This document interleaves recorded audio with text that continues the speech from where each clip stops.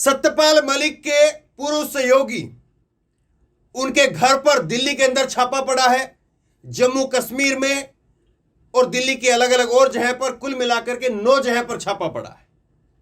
क्यों छापा पड़ा है?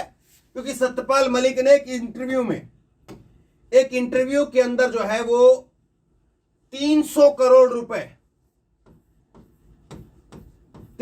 करोड़ रुपए की रिश्वत का खुलासा किया था और इसके तार जुड़े हुए थे अंबानी के साथ में। अंबानी और जो रिश्वत की पेशकश थी वो एक आरएसएस के नेता के द्वारा की गई थी। 300 करोड़ की रिश्वत का मामला, डिटेल में मैं सारी चीज आपको बताऊंगा। लेकिन अब जो है वो सत्यपाल मलिक के पूर्व तत्कालीन सचिव जो है सुनक बाली के घर पर सीबीआई का छापा पड़ा है और कश्मीर और दिल्ली में भी 9 जगह पर छापेमारी जारी है। जिस वक्त मैं बातचीत कर रहा हूं छापेमारी जारी है। अब आखिरकार क्या ऐसी वजह है कि सत्यपाल मलिक ने क्या ऐसा बोल दिया? बोला उन्होंने यहां पर करण थापर के इंटरव्यू भी था, इस इंटरव्यू में भी बोला और उससे पहले भी बोला, पुलवामा को लेकर के बोला। 2 चीजें ऐसी जिनके ऊपर पूरा मोदी सरकार का जो एक छवि है वो टिकी हुई है। ना खाऊंगा ना खाने दूंगा, भ्रष्टाचार 0%, ये जो एक उनकी छवि है उसके ऊपर 300 करोड़ भारी है। दूसरा, सेना राष्ट्रवाद की जो बात है उस पर पुलवामा भारी है। अब इन दोनों चीजों को लेकर के सत्यपाल मलिक एक बार नहीं, 2 बार नहीं, बार बोलते रहे और ये पूरा मामला किस तरीके से आप सुनते चले जाइए, आपको पता चलेगा।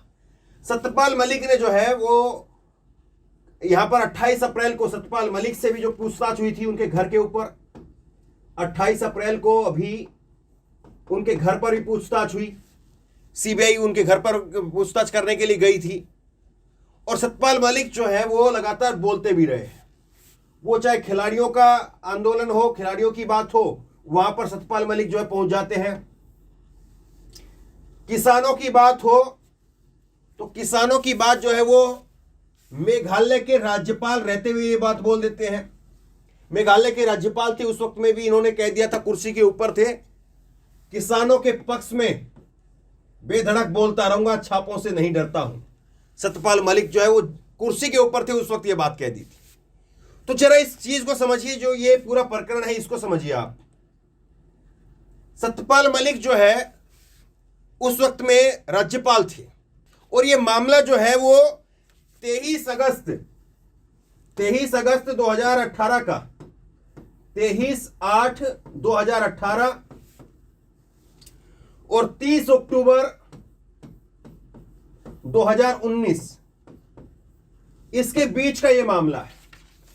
और सत्यपाल मलिक जो है वो कहते हैं कि आरएसएस से जुड़े हुए नेता, वो नाम भी लेते हैं राम माधव, और राम माधव ने उनके ऊपर मानहानि का केस भी किया है। उन्होंने कहा कि 2 फाइलें हैं और इन फाइलों को पास करवा दीजिए। 300 करोड़ रुपए इसमें आपको मिलेंगे, 150 करोड़ रुपए एक फाइल के थे।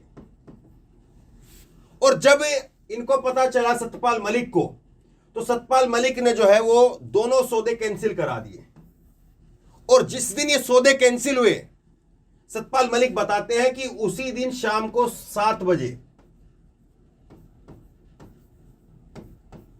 7 बजे राम माधव मिलने के लिए आते हैं। और इसमें एक बड़ी बात और है, यह अक्टूबर 2021 का मामला बताया जा रहा है।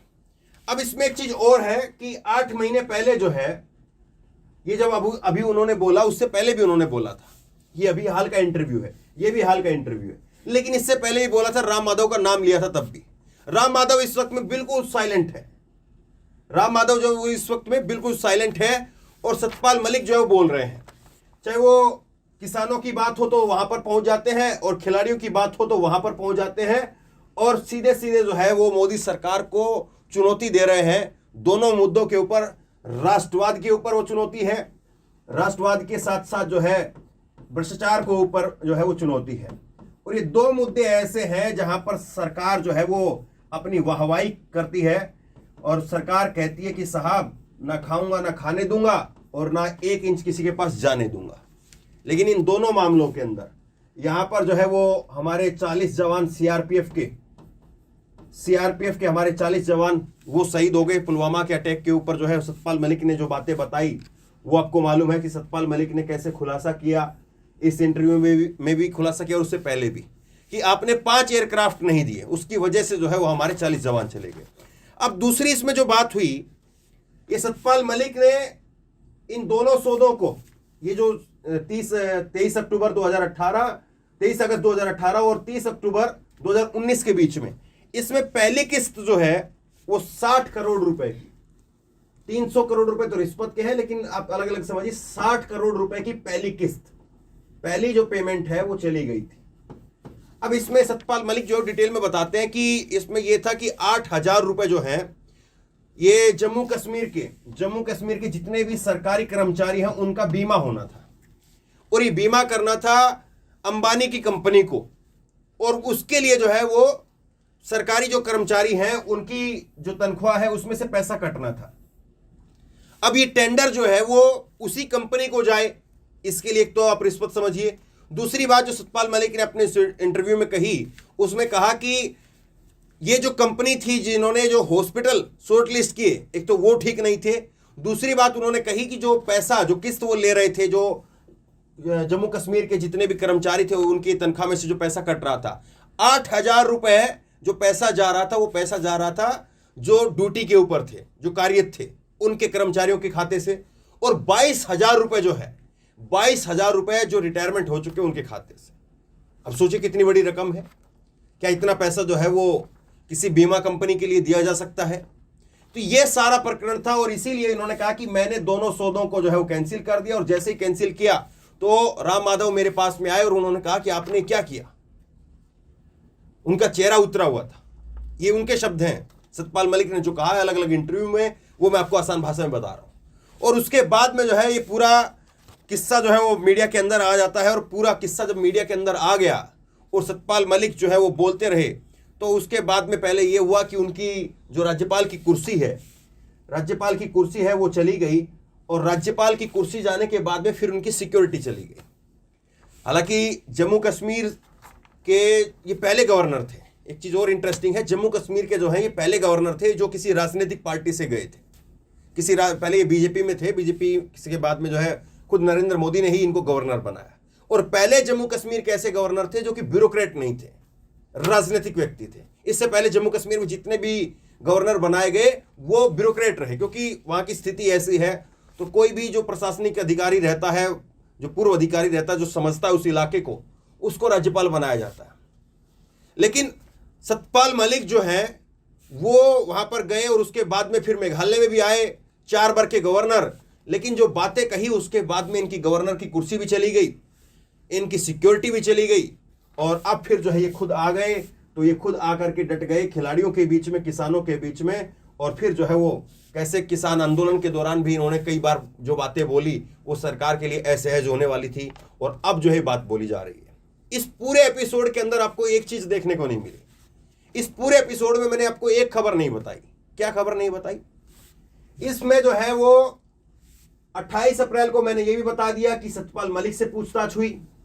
ये भी बता दिया कि उनके जो प्रेस सचिव हैं उनके घर पर और दिल्ली में और जम्मू में अलग अलग 9 जगह पर छापेमारी हो रही है। ये सारी बातें मैंने बता दी है। लेकिन जिसके ऊपर आरोप लगाए गए माधव, जो आरएसएस के नेता हैं, उनको लेकर के पूछताछ की खबर है ही नहीं। तो मैं आपको दिखाऊं कैसे। तो अब बड़ी बात यही समझिए आप कि चीजें कैसे होती हैं, किस तरह से तय होती हैं। एक 4 बार के गवर्नर रहे व्यक्ति जो कुछ बात बोल रहे हैं, उसके वो लेकर के सीबीआई जो है वो कितनी जबरदस्त जो है कार्रवाई उसकी दिख रही है। लेकिन जिसके ऊपर आरोप लगे हैं उसको लेकर के हमें खबर नहीं दिखती है। और वो नेता भी इस वक्त में अंडरग्राउंड, आप समझिए अंडरग्राउंड का मतलब ये है सुर्खियों से गायब है। वैसे वो अपनी जगह पर होंगे, अपना काम कर रहे होंगे, लेकिन किसी प्रोग्राम में, किसी चीजों में, कहीं पर किसी भी तरह से उनका डेवलपमेंट जो है दिखता नहीं है। तो बहरहाल इसके पीछे मकसद मंशा क्या होगी, समझिए जरा इस बात को। केवल जो है वो पैसे की पेशकश कहां से हुई, किसके द्वारा हुई, इस बात को जो है जांचना है, या जांच कहीं और चल रही है। आप क्या सोचते हैं नीचे कमेंट बॉक्स में अपनी राय लिख करके जरूर बताइए। इस वीडियो को खूब शेयर कीजिए, और इसी तरह की तमाम खबरों के लिए ऑनलाइन न्यूज इंडिया को सब्सक्राइब कीजिए। धन्यवाद। इस खबर को अभी लाइक करें, शेयर करें, अभी चैनल को सब्सक्राइब करें और घंटी जरूर दबाएं।